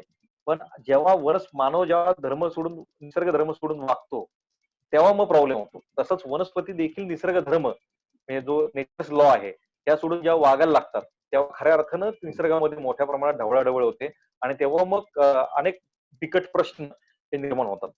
मला सांगायचं की आता लँटेना कॅमेरा किंवा टंटनी, घाणेरी किंवा सुबाबूळ ह्या औषधी जरी असल्या, त्याचे काही उपयोग जरी असले, पण त्याचे उपयोग आणि त्याचे संभाव्य किंवा असलेले धोके लक्षात घेता पारडं कशाचं जड आहे? धोके जास्त आहेत. मग धोके जास्त आहेत तर मग आपण कशाला झुकतं माप दिलं पाहिजे? मग आपण ती औषधी आहे म्हणून त्याला कुरवळत बसलं पाहिजे का? नाही. आपण समजा ती आपल्याला अपायकारक आहे, तर त्याचा योग्य तो उपचार आपण केला पाहिजे. मग उपचार काय आहे, तर ती समूळ त्याचं उच्चाटन करणं आणि त्या वनस्पतीचा प्रचार प्रसार कसा होणार नाही याच्याविषयीचं काम करणं. मग त्याच्याऐवजी आपल्या स्थानिक देशी वनस्पती आहेत ना, त्या तेवढ्याच महत्वाच्या आहेत. त्याचा प्रचार प्रसार करा, त्या लावा, त्याच्याविषयी औषधी गुणधर्म जाणून घ्या. ओके सर, धन्यवाद. Hello, thank you. धन्यवाद. हॅलो. हा नमस्कार. हा बोला बोला. नमस्कार. हा नमस्कार. हा सर, मी महेश गोडेकर बोलतोय लोहगाववरून. हा महेश, नमस्कार. नमस्कार महेश, बोला. सर, माझा प्रश्न नाही, ऍक्च्युली मला एक मत मांडायचं होतं. हा बोला की. हा सर, आपण जर का हेल्पलाईन नंबर जर का एखादा क्रिएट केला की ज्याद्वारे आपण अनेक लोकांशी जोडले जाऊ आणि जिथं कुठं ह्या वनस्पती आहेत त्यांना मग आपण मार्गदर्शन करून, म्हणजे आपल्या व्हॉलेंटियर्सच्या मदतीने आपण त्यांना प्रशिक्षण द्यायचं व्हॉलेंटियर्सला, आणि मग व्हॉलेंटियर्स जाऊन जर का बोलले आणि ती कशी नष्ट करायची वगैरे आहे याकरता जर का मार्गदर्शन तर बऱ्यापैकी तण नष्ट होण्यास मदत होईल असं मला वाटतं. त्यासाठी आधी हेल्पलाईन नंबर जर का क्रिएट केला तर बरं होईल असं माझं मत आहे. म्हणजे आपले मनपूर्वक धन्यवाद, आपण या संवादात सामील झालात आणि एक स्तुत्य असं सजेशन आपण या ठिकाणी दिलेलं आहे, त्याबद्दल मनपूर्वक धन्यवाद. याच्यासाठीच हा विचार मंथन करण्यासाठीच हा वेब सेशनचा 8 तास होता आणि याच्या माध्यमातून आपले जे आता सजेशन आहे अत्यंत स्तुत्य आहे. आपण येणाऱ्या काळामध्ये टेक्निकल नो हाऊ, आता प्रत्येक गोष्ट आपल्याला कळत नाही, पण आता तुषार आहे, आपण आहात, भरत जे आहेत की ते टेक्नो साहेब आहेत की त्यांना कळतं या टेक्नॉलॉजी मधलं. तर असे आपले जे विचार आहेत, आपण काय करू शकू, ते हेल्पलाईन नंबर कसा चालू करायचा किंवा काय करायचं, याच्याविषयीचं मार्गदर्शन जर आपल्याकडनं होऊ शकलं किंवा आपल्याला कोणी व्यक्ती माहिती असतील अधिकारी या विषयामधल्या, तर आपण त्यांचे नंबर शेअर केले तर आपण त्यांच्याशी बोलू की नक्की हे क्रमांक कसे मिळवायचे, काय करायला लागेल. आणि प्रशिक्षणाचं मी म्हटलं तर आपण हे पोस्ट कोविड झाल्यानंतर आपण याची एक डेडिकेटेड कार्यशाळा घेणार आहोत. त्याच्यामध्ये भारतातनं वेगवेगळ्या ठिकाणांना लोकांना आपण निमंत्रित करणार आहोत आणि अनेक तज्ञ याच्यामध्ये मार्गदर्शनासाठी आपल्याला उपस्थित राहणार आहेत. मग तिथे आपल्याला तो कार्यकर्त्यांचा मेळावा असेल किंवा ग्रीन आर्मी. आता परवा माझं वन खात्याच्या एका ज्येष्ठ वरिष्ठ अशा अधिकाऱ्याशी माझं बोलणं झालं. म्हणजे आपले मला सांगायला आनंद होतो की त्यांचं नाव आहे श्री शिवाजी फटांगरे सर. हे पूर्वी वन्यजीव विभागामध्ये पुण्यामध्ये होते, आता रिटायर्ड झालेले संगमनेरला सर असतात, शेतकरी आहेत आणि ज्येष्ठ वनाधिकारी आहेत. तर तेही मला म्हटले की आपल्याला जी ग्रीन आर्मी आहे आपल्या वन खात्याची, त्यांना आपल्याला याच्याशी जोड घेता येईल आणि जेणेकरून ग्रीन आर्मीच्या माध्यमातून एक मोठं काम या जैविक आक्रमणाविरुद्ध आपल्याला उभं करता येईल. तर असे जे चांगले चांगले विचार आहेत ते एकत्रित आले तर आपण नक्कीच त्याबाबत प्रशिक्षण वर्ग असतील, कार्यशाळा असतील, त्याबाबतची माहिती पत्रकं असतील, हेल्पलाईन नंबर असेल किंवा आपण ऑडिओ व्हिज्युअल म्हणजे तुषार आता ऑनलाईन आहे, तुषारचं माझं कालच बोलणं झालं की आपण छोटे छोटे टीजर्स म्हणा किंवा वेगळे इंटरव्ह्यूज म्हणा, तज्ञांची एकंदरीत बातचीत म्हणा, हे आपण करूया आणि त्याचा एक कॉमन व्यासपीठ ठेवू, मंच ठेवू, प्लॅटफॉर्मवर आपण सगळ्यांना उपलब्ध करून देऊ. नक्कीच नक्कीच डॉक्टर. धन्यवाद. धन्यवाद धन्यवाद माहिती. एक प्रश्न माझा आहे, मी विचारू का डॉक्टर? हा, सध्या बटरफ्लाय गार्डन.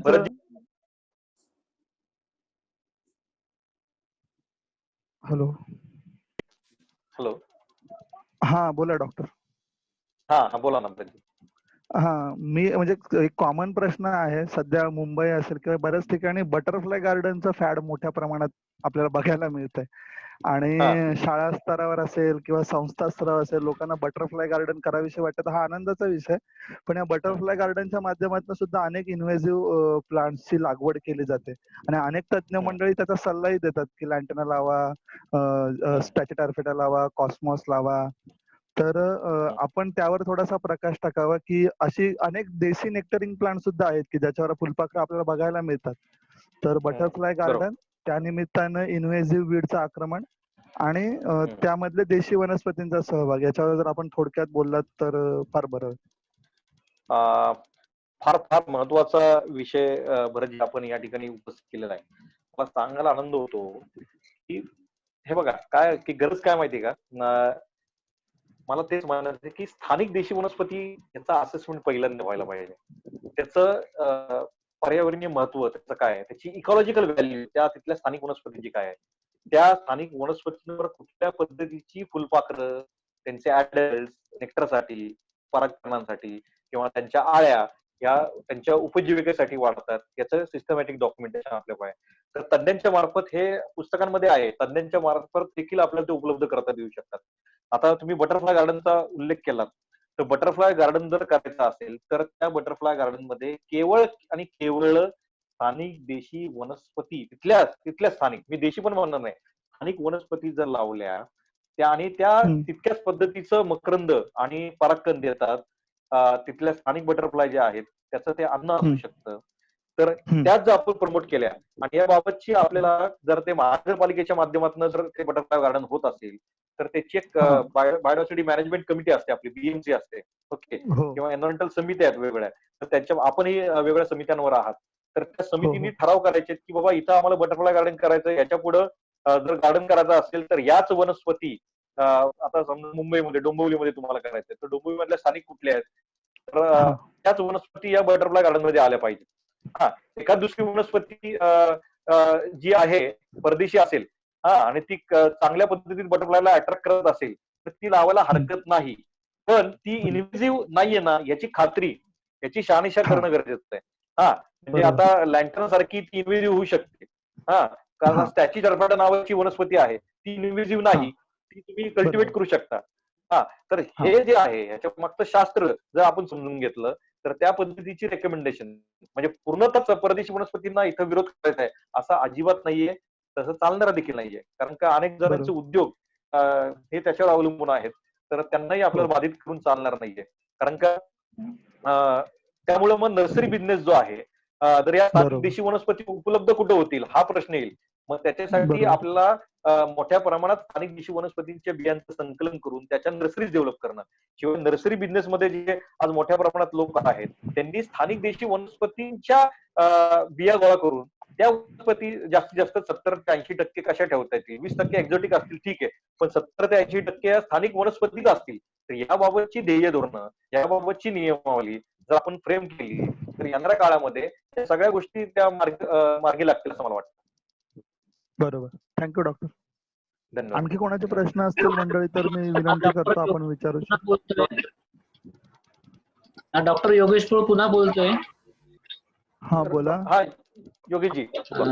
आता जसं की बटरफ्लाय गार्डनचा विषय सरांनी मांडला, तसं आपल्या आता पिंपरी चिंचवड मध्ये आपलं बर्ड व्हॅली आहे, राईट. तर ती बर्ड व्हॅली त्यांनी बर्ड साठी बनवली होती की जेणेकरून लोकांना बर्डचा आनंद घेता येईल. ठीक आहे. पण पिंपरी चिंचवड महानगरपालिका त्याच्याकडे लक्ष न देता तिथं आता झालेले लव्ह बर्ड जास्त झालेले आहेत. म्हणजे एक मुलं मुली तिथं मजा करायला येतात. तर तसं न करता त्यांनी ऍक्च्युली आता एवढं सर्व केलं होतं, इतकं चांगलं केलं होतं, तर तिथे बर्ड साठी त्यांनी खूप चांगलं हे करू शकत होते. पण ते त्यांनी नंतर त्याच्याकडे लक्ष दिलं नाही. तर तिथं जे पक्षी येत होते ते तिथून निघून गेले जवळपास. तिथं आता कसं झालंय, कॉलेजचे मुलं मुली बसणं उठणं हे प्रकार असल्यामुळे त्याची आता व्हॅल्यू कमी झालेली आहे. नाही योगीजी मला सांगायला कदाचित नाही कदाचित हा प्रश्न आजच्या डिस्कशनला कदाचित मॅच होणार नाही, पण मला सांगायचं की हा स्थानिक प्रश्न आहे. तिथल्या पोलीस म्हणजे विभाग आहे किंवा जे एकंदरीत अतिक्रमण विभाग असेल, पोलीस खाता असेल, त्याच्याशी संपर्क साधून हा विषय हाताळता येईल. तो सामाजिक प्रश्न आहे. तशा गोष्टीला मॉरल सपोर्ट नाही. पीसीएमसीने या गोष्टीकडे लक्ष द्यायला पाहिजे की असं मॉरल सपोर्ट नसतो ना, तर त्याच्यामुळे मग त्याची व्हॅल्यू होत नाही. आपण नाही आपण काय करू, आपलं निवेदन मी आता तुम्हाला ईमेल आयडी दिलाय, आपण आपले प्रस्ताव किंवा आपले प्रश्न त्याच्यावर पाठवा. त्या व्हॉट्सअप ग्रुपवर तुम्ही एक्सप्रेस व्हा, जेणेकरून आपल्याला त्या लेवलला त्या अधिकाऱ्यांशी बोलून त्यांच्याशी सांगून आपल्या विचार विनिमय करून हा प्रश्न सॉल्व्ह करता येईल आपल्याला. तिथले स्थानिक आपले मित्रमंडळी असतील, कार्यकर्ते आहेत, अभ्यासक आहेत, ते मदत करतील आपल्याला. ओके. अजित राऊत मला दिसले होते, त्यांना जरा कनेक्ट करा. अजित राऊत त्यांना काहीतरी बोलायचं होतं. आपले इथे लोणी म्हणजे नगर जिल्ह्यामधनं ते आहेत, आमचे जवळचे मित्र आहेत, ते काहीतरी बोलू इच्छितात. भरतजी बघा बरं. मला ते दिसत नाहीयेत. हॅलो सर, सचिन सर, ते येईपर्यंत एक प्रश्न विचारू का? हा कोण आहे? प्रणय जोवाटकर. हा बोला. हा सर, मला एक विचारायचं होतं की जी आपण झाडं काढून म्हणजे सुबाबूळ असेल किंवा लॅन्टाना असेल, जे आपण काढून त्यांना जाळलं जातं, बरोबर. तर एक दुसरा पॉइंट ऑफ व्ह्यू पण आपण विचार करू शकतो की झाडं नसण्यापेक्षा ती झाडं असलेली काय वाईट आहे. म्हणजे ते सॉइल इरोजन कंट्रोल करतात, म्हणजे पाणी पुरवायला मदत करतात, किंवा झाडं जर आपण लावली गेली तिकडे, म्हणजे जे आधीपासूनच आहेत तिकडे, जर त्यांना न डिस्टर्ब करतात त्यांना, कारण जर आपण डार्विनचा जर नियम बघितला की survival of the fittest, okay, तर जो ताकदवर आहे तो तिकडे वाढू शकतो आणि जो नाही तो नाही वाढू शकत. म्हणजे माझा मुद्दा हाच होता की जर आपण ही झाडं न काढता जर त्यांना वाढू दिलं तर एक प्रकारे सॉइल इरोजन कंट्रोल मध्ये होऊ शकतं, किंवा जे पाणी मुरवायला आपण मदत करू शकतो तिकडे. तर ह्या संदर्भात काय बोलणं आहे तुमचं? नाही बघा, Darwin survival for the existence and survival of the fittest हे जे डार्विनने सांगितलं, त्याच्यामध्ये निसर्ग धर्म पाळून गोष्टी अपेक्षित आहेत. इथं आता झालं काय, हे मानवानी त्याचा हस्तक्षेप निसर्गामध्ये करून ही आगंतुक आणलेली आहेत, किंवा हा बायोलॉजिकल वॉरफेअर पण देखील आहे. काही ठराविक देशांची यंत्रणा आहे की ती काही तण ही सोडली जातात. तर वास्तविक सुबाबूळ किंवा उंदीरमारी ही आपापली आपल्या टेकड्यांवर नाही, ती आपण स्वतःहून लावली आणि आपला चुकीचा हस्तक्षेप हा तिथल्या स्थानिक पर्यावरणामध्ये आपण केला. आता काय आपण म्हणतोय की आपला काय कुठल्या वनस्पतीला विरोध नाहीये. ती वनस्पती तिथं संयुक्तिक आहे का? तर नाही. कारण का it is hampering the local biodiversity. म्हणजे तिथली जी आज स्थानिक जैवविविधता आहे तिला जगण्याचा काही हक्क आहे का नाही? आहे बरोबर आहे. आता उद्या मला सांगा, तुम्ही ज्या फ्लॅटमध्ये राहताय, एक दिवशी अचानक तुमच्या घरात 10 लोक येऊन राहायला लागली. सुरुवातीला छान राहतील, तुम्ही 2 दिवस त्यांना जीव घालाल, पण 10 दिवसानंतर तुम्हाला ते म्हणायला लागले की अरे तुम्ही यायचं नाही, तुम्हाला ढकलायला लागले घराच्या बाहेर. तुम्ही काय कराल? त्यांना 10 लोकांना म्हणाल का ठीक आहे मी जातो, तुम्ही थांबा इथं राहा, काय हरकत नाही. तुम्ही चिडणार ना, बरोबर का नाही? तर हा शेवटी असाच प्रश्न असतो. वनस्पती देखील चिडत असतात, त्या एक्सप्रेस होत असतात, त्यांचाही आकांत असतो, फक्त तो आपल्याला कळत नाही. आणि त्या रडत असतात, त्यांच्या वेदना असतात, त्या संवेदना वेदना हे जाणून घ्यायला, आणि मानव हा संवेदनशील प्राणी आहे. तर आपल्याला जर बुद्धी आहे, आपण त्यांची एकंदरीत वेदना समजून घेऊन त्याच्याविषयी काम करण्याची गरज आहे असं मला वाटतं. बरोबर सर, एकदम बरोबर. धन्यवाद. डॉक्टर 12:55 ला हे सेशन संपेल. मला वाटतं आपण एक शेवटचा प्रश्न आता घेऊया आणि मग आपण थांबणार आहोत. कोण असेल तर मंडळी, आपल्याला जर काही प्रश्न असतील तर आपण विचारू शकता.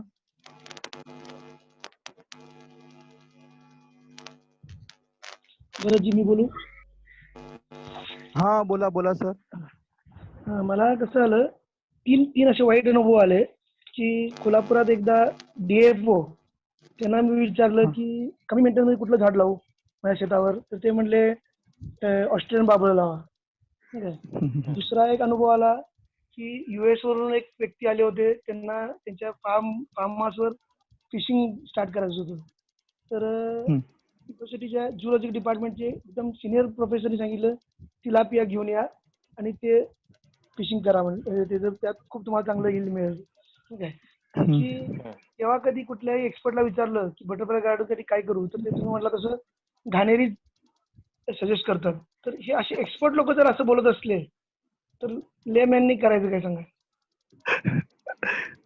बरोबर आहे. मला तर डॉक्टर सचिन पुणेकर याच्यावर जास्त व्यवस्थित बोलू शकतील. डॉक्टर साहेब बोला. कारण आम्ही तुम्हाला विचारून करतो ना काम, आम्हाला यातलं काही माहित नाही, आवड आहे फक्त. नाही, आता काय माहिती का, याच्यामध्ये देखील आपलं नाव काय सर? नाव काय? तात्या गोवावाला फ्रॉम कोल्हापूर. कोल्हापूर. नाव सांग. गोवावाला, मिस्टर गोवावाला.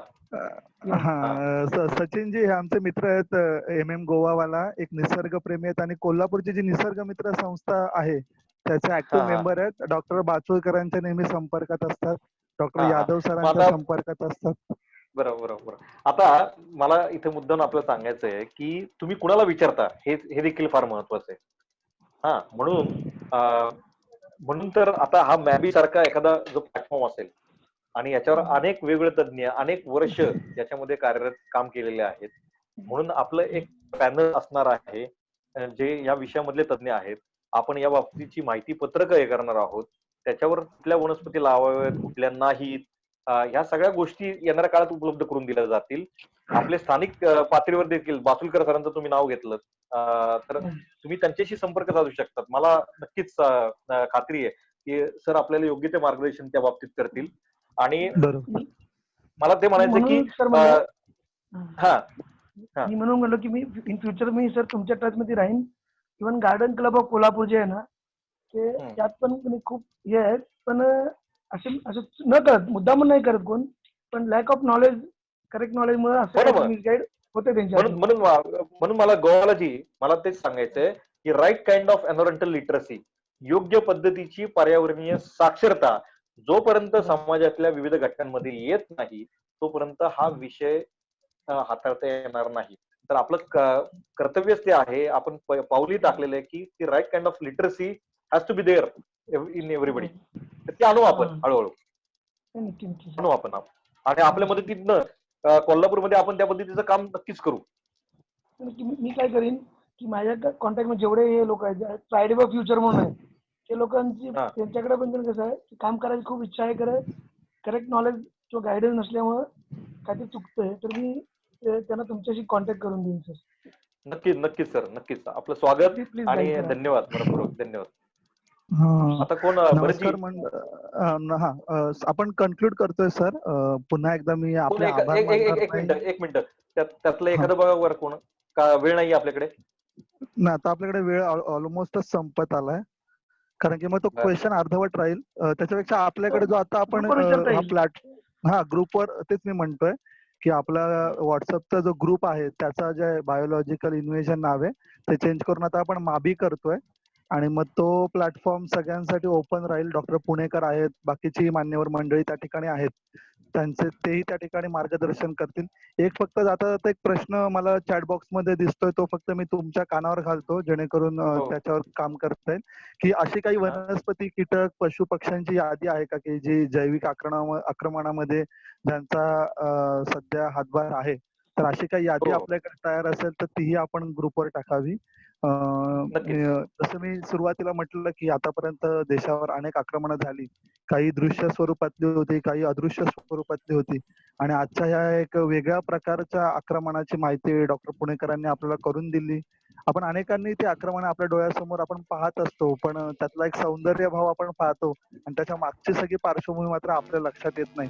आणि मग जोपर्यंत आपण जागे होतो तोपर्यंत कदाचित फार उशीर झालेला असतो.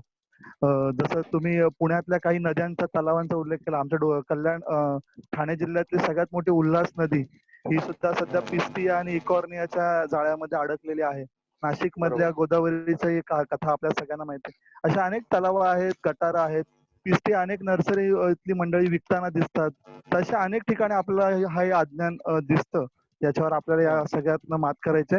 सगळ्या मंडळींचे मी आभार मानतो की आपण वेळात वेळ काढून या सेशन मध्ये सहभागी झाला. डॉक्टर पुणेकरांचे आभार, तुषारचेही आभार की त्याने हे सगळं सेशन रेकॉर्ड केलंय. आणि पुन्हा एकदा मी आपल्या सगळ्यांचे आभार मानून या ठिकाणी थांबतो. उद्या एक वेगळा विषय घेऊन आपण मंडळी जमणार आहोत. आणि हा बोला सर. भरतजी, खरं तर तुमचे मनपूर्वक आभार की वेब सेशनच्या माध्यमातून, आणि मी तर खरं एवढा टेक्निकल साहेबी नाहीये, पण आपल्या माध्यमातून आपण काल मला एक डेमो दिलात आणि खऱ्या अर्थानं मला साक्षर केलं या टेक्नॉलॉजी बाबतीत, त्याबद्दल मनपूर्वक धन्यवाद. आणि आपण सर्वच या एकंदरीत वेब सेशन मध्ये सहभागी झालात आणि देशहितासाठी आपण या प्लॅटफॉर्मवर एकत्र आलेलो आहोत, आणि आपल्या देशासाठी, आपल्या पर्यावरणासाठी आपण सर्वजण एकत्रित येऊन चांगलं काम करूया अशी एक अपेक्षा बाळगतो. आणि माबीच्या माध्यमातून एक मोठं हरित आंदोलन जे आपण एक जगासमोर आपण ते आणूयात अशी मी विनंती करतो. मनपूर्वक धन्यवाद. नक्की धन्यवाद. आणि त्या ग्रुपवर आता माबीचे वेगवेगळे मेसेज येतील, अवेअरनेसचे किंवा वेगवेगळे, तर आपण सगळ्यांनी तिथे टच मध्ये राहूया. आपलेही अनुभव शेअर करा. आणि माबीची आपण मेंबरशिप त्या माध्यमातून घेऊ शकता. मेंबरशिपचं तर काही नाहीये, आपल्या मनात फक्त हे सगळं काम करायची तयारी हीच आपली मेंबरशिप असणार आहे. तर डॉक्टर पुणेकर वेळोवेळी त्याबाबत आपल्याला मार्गदर्शन करतीलच. तर सगळ्यांचे पुन्हा एकदा आभार मानतो आणि या ठिकाणी आपल्या सगळ्यांची रजा घेतो. धन्यवाद.